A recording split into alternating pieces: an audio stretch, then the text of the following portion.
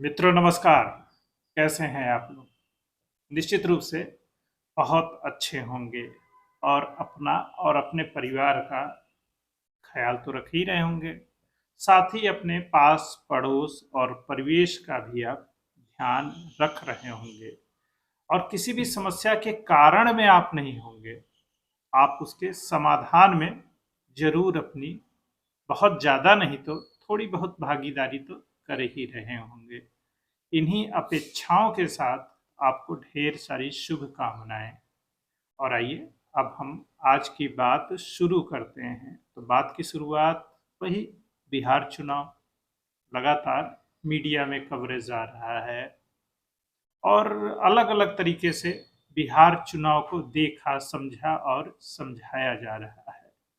हमारे यहाँ समझा कम जाता है, समझाया बहुत ज़्यादा जाता है। और 2014 से जब से मोदी सरकार बनी है और इंटरनेट का एक्सेस हम लोग के पास पहले से बेहतर हो जाने के कारण अभिव्यक्ति की जो आज़ादी मिली है, या यूं कहें अभिव्यक्ति का अतिरेक हो गया है। और इस अतिरेक में कौन सी बात कैसे कहनी चाहिए, यह शायद अभी हम सीख ही रहे हैं। और इस अतिरिक्त अभिव्यक्ति में हम लोग कुछ ज़्यादा और बहुत ही बकवास तरीके से खुद को व्यक्त करने लग जाते हैं और हम भाषा की मर्यादा और तमाम सीमाएं अक्सर भूल जाते हैं और मात्र ट्रोलर बन के रह जाते हैं।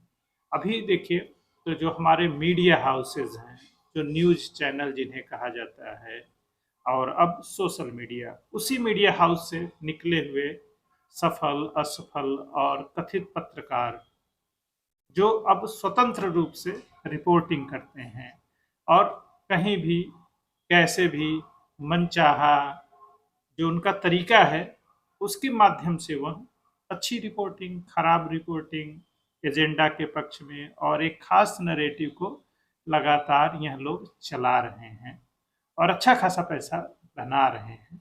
और वो ये जो सोशल नेटवर्क की क्रांति है, इस पे हर आदमी क्रिएटर बन चुका है, मैं भी। यहाँ पर कोई भी कभी भी वायरल हो सकता है, स्टार बन सकता है, बस आपको बोलना कहना आना चाहिए। तो एक तरीके से उत्पाद बेचने की हम कोशिश कर रहे हैं जिसमें अपने विचारों, बातों और तमाम दूसरी चीज़ों को लोगों के सामने बेच रहे हैं, क्योंकि हम भी इसी के माध्यम से पैसा कमाते हैं। तो यह खेल चल रहा है और इसमें कोई हर्ज नहीं है। जब हम उत्पाद बेचते हैं या यूं कहे ग्राहक को कुछ परोसते हैं, तो उसकी कुछ लाइबिलिटीज होती हैं जिसमें गारंटी वारंटी, हम जो सामान बेच रहे हैं उसकी गुणवत्ता कैसी है, कितनी सही है, कितनी गलत है, यह सारी बातें तब उसमें लागू होने लग जाती हैं। तो हमारे जो सोशल मीडिया, इंटरनेट के जो दूसरे माध्यम हैं, उसके माध्यम से जो जनता के बीच बात पहुंचा रहे हैं, एक तरीके से ओपिनियन मेकर हैं, या फिर दूसरे मीडिया हाउस, तमाम टीवी चैनल्स हैं, अखबार हैं, ये भी यही काम बड़े ही ऑर्गेनाइज तरीके किसी संगठन या कंपनी के माध्यम से कर रहे हैं। और अब यह इंडिविजुअल लेवल पर भी हो रहा है, कोई हर्ज नहीं है। फिर वही उत्पाद और उसकी गारंटी वारंटी और उसकी गुणवत्ता की बात आती है कि यह मानक कैसे तय हो। मान लीजिए मैं कोई बात कह रहा हूँ कि ये हो रहा है समाज में, ये गतिविधि है, ऐसा हो रहा है। चलिए, कुछ लोग इससे सहमत होंगे, कुछ लोग असहमत होंगे, पर मैं जो कह रहा हूँ इसकी जांच परख भी तो होनी चाहिए कि वास्तव में यह कितना सत्य के करीब है। कम से कम उसके आसपास तो होना ही चाहिए। यह महज यह सिर्फ काल्पनिक और कोरी बातें हैं जिसमें खास नरेटिव और एजेंडे को ध्यान में रखकर कुछ कहा जा रहा है। तो हमारे जो तमाम विषय विषय विशेषज्ञ हैं, चाहे वो चुनाव के हों, जनता के मर्म को समझने वाले हों, सोशल साइंटिस्ट जिन्हें कहा जाता है, जो लगातार नरेटिव बनाने का काम करते हैं, व्यवसाय करते हैं, या यूं कहें कि वो किसी राजनीतिक दल और व्यक्ति के लिए पिच तैयार करते हैं, वो राजनीति के मैनेजर हैं, आंदोलन विशेषज्ञ हैं, जिनकी सेवाएं तमाम राजनीतिक दल और संगठन अपने पीआर एजेंसी के रूप में उनसे लेते हैं और इसके लिए वो बाकायदा मोटी रकम कमाते हैं।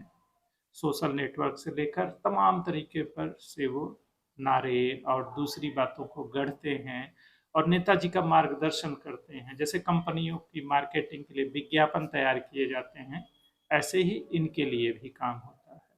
व्यवसाय है, अच्छा है और तमाम नेताओं और कंपनियों को उनकी स्ट्रेटजी के लिए शुभकामनाएं भी दी जा सकती है, पर फिर वही गुणवत्ता और काम कि वास्तव में जो कह रहे हैं वह सत्य के कितना करीब है, वो सही है भी कि नहीं है, या फिर वह चयनित सत्य, अर्ध सत्य और अनुकूल सत्य के करीब या फिर उसका माध्यम बनकर सिर्फ नरेटिव बिल्डअप वाला काम कर रहा है।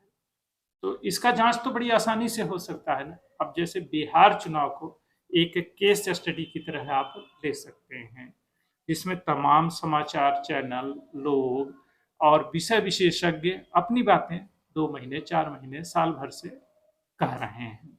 किसी पार्टी के लिए, किसी व्यक्ति के लिए वो लगातार एक कैंपेन चला रहे हैं, या यूं कहें एक एजेंडे के पक्ष में माहौल बना रहे हैं। ऐसे तमाम यूट्यूबर, सोशल नेटवर्क के एक्सपर्ट वो जो चाहते हैं उस तरह की बातें वह हमारे सामने लाते हैं। मतलब किस जातीय समूह, किस व्यक्ति से क्या कहलवाना है, या फिर ऐसे समूह से बात करनी है कि वह उनकी बात को पुष्ट करे। जैसे आपको भाजपा के पक्ष में माहौल बनाना है कि आरजेडी के पक्ष में, जेडीयू के पक्ष में, सपा के पक्ष में, कांग्रेस के लिए, आप चाहे जिसके लिए भी, एक भारत की जो बड़ी आबादी है उसमें से कुछ ऐसे समूह और लोग आपको बड़ी आसानी से मिल जाएंगे जो उस भक्ति और परंपरा से आते हैं कि उससे वो जरा भी इतर नहीं हो सकते हैं। उसी नेता और उसी व्यक्ति के पक्ष में वो चयनित सत्य ढूंढते रहते हैं और उनकी बात गलत भी नहीं होती है, पर वह पूर्ण सत्य नहीं होता है। इसी एजेंडे को ध्यान में रखकर तमाम लोग बड़े बड़े पत्रकार बन गए हैं। आप बड़े बड़े यूट्यूबर्स को देखिए, उनके पिछले 1-2 साल के आप वीडियो का आकलन कर लीजिए, वह कौन सी बात कब कह रहे थे, तो वह गौर से अगर आप देखिए तो किसी का खास पक्ष या विरोध में लगातार एक नरेटिव बनाने की कोशिश में लगे हुए थे। उनकी सारी रिपोर्टिंग उसी पक्ष को सिद्ध करने में लगा हुआ है। वो समर्थक हैं किसी के, तो उसी के समर्थन में वह समाचारों, विचारों और लोगों को ढूंढते रहते हैं और वही नरेटिव चलाते रहते हैं। अब मैं कह रहा हूं कि बिहार चुनाव को आप केस स्टडी की तरह लीजिए। अभी जो तमाम लोग तमाम तरह के सर्वे कर रहे हैं कि फलानी पार्टी इतना वोट पा रही है, इतना प्रतिशत लोग उसके साथ हैं, इतनी सीट पा जाएगी। अब ये 14 नवंबर को चेक हो सकता है ना कि किसकी बात कहाँ तक सत्य हुई, और सत्य नहीं हुई तो क्यों नहीं हुई? क्योंकि आप जनता के बीच जो वास्तविक स्थिति है वह लोगों को नहीं बता रहे थे। आप जो चाहते हैं वह हो, उसके पक्ष में लोगों की बातों को ढूंढ रहे थे, लोगों को ढूंढ रहे थे और उसी नरेटिव को आप लगातार चला रहे थे। आप किसी खास पार्टी और नेता के लिए काम कर रहे हैं, आप कोई पत्रकार नहीं हैं। सच में अगर आप पत्रकार होते तो आपका नरेटिव या विचार जो है उस नेता और दल के लिए नहीं होता, वास्तव में जमीन पर क्या हो रहा है और जमीनी हकीकत क्या है यह लोगों को आप बता रहे होते हैं। और इसी वजह से तमाम चुनावी सर्वे और पत्रकारों की बातें गलत साबित होती हैं, क्योंकि वो एक पूर्वाग्रह से ग्रसित हैं और किसी नेता या दल या किसी विचार के पक्ष में वह नरेटिव बना रहे होते हैं।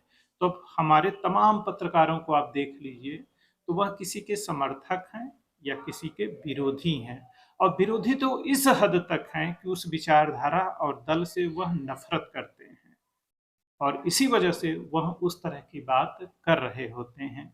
मान लीजिए एक दल बहुत दिनों से सत्ता में थी, अगर उसकी विचारधारा और बातों को जनता ने समर्थन दिया और उसे स्वीकार किया और उन्होंने देश पर शासन किया, अच्छा था, बुरा था, उसका भी विश्लेषण होगा और उससे संबंधित नेता का भी आलोचना होगा, प्रशंसा होगा, उसके समर्थक विरोधी होंगे ही।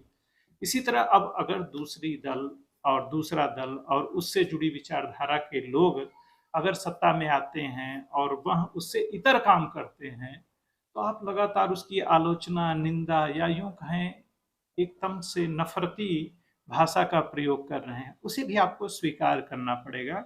और भारत की जनता इतनी समझदार है कि वह कुछ दिनों में उनकी भी सच्चाई जान लेगी और फिर कौन सही गलत है उस हिसाब से हम फिर फैसला कर लेंगे। तो ऐसे में जो ठेकेदार बनने की परंपरा है वह बहुत ही गलत है।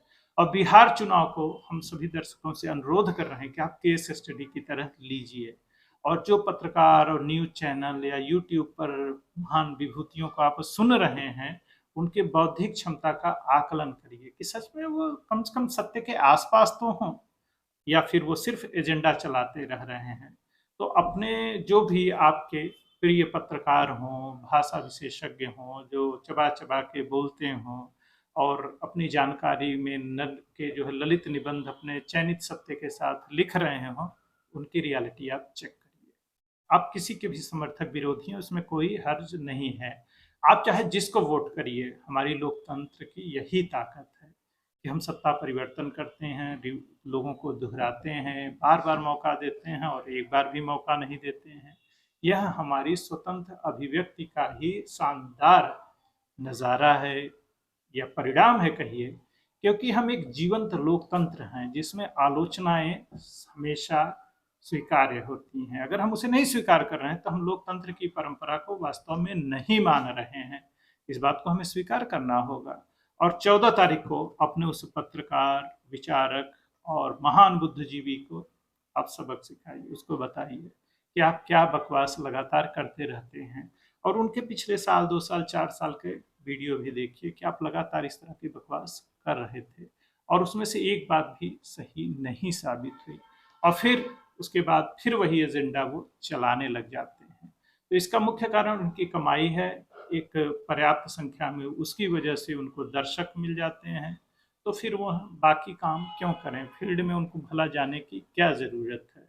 लेकिन आप अपनी बौद्धिक क्षमता और अपनी जानकारी को कैसे आगे बढ़ाया जाए, इसका चयन तो कर ही सकते हैं। तो उसका चयन करिए और जीवन में बहुत सारी बेहतर चीज़ें होंगी और यह निरंतरता यूं ही चलती रहेगी। इन्हीं शुभकामनाओं के साथ जय हिंद, जय भारत, वंदे मातरम।